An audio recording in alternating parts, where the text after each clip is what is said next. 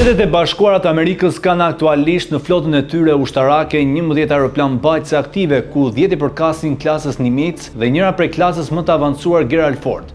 Këto anije janë simboli fuqisë dhe ndikimit amerikan në fushën ndërkombëtare për dekada me radhë. Megjithatë, sipas paralajmërimeve të fundit nga Pentagoni, këto struktura të fuqishme po përballen me një kërcënim në rritje. Sekretari amerikan i mbrojtjes Pete Hegseth i ka ngritur shqetësime për raketat hipersonike kineze, të cilat sipas tij kanë kapacitetin të shkatërrojnë flotën e aeroplan mbajtësve amerikane brenda 20 minutash në rast konflikti të menjëhershëm. Ai theksoi se Kina ka ndërtuar ushtrinë e saj pikërisht për të konkurruar dhe mposhtur SBA-n.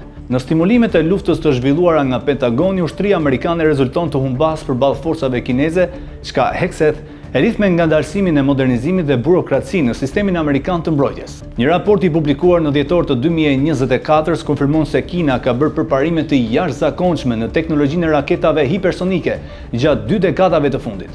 Në shtator të vitit 2024, ajo testoi një raketë ndërkontinentale DF-27 me rreze të gjatë veprimi prej 8000 kilometrash, duke përfshirë objektiva si Alaska dhe Hawaii.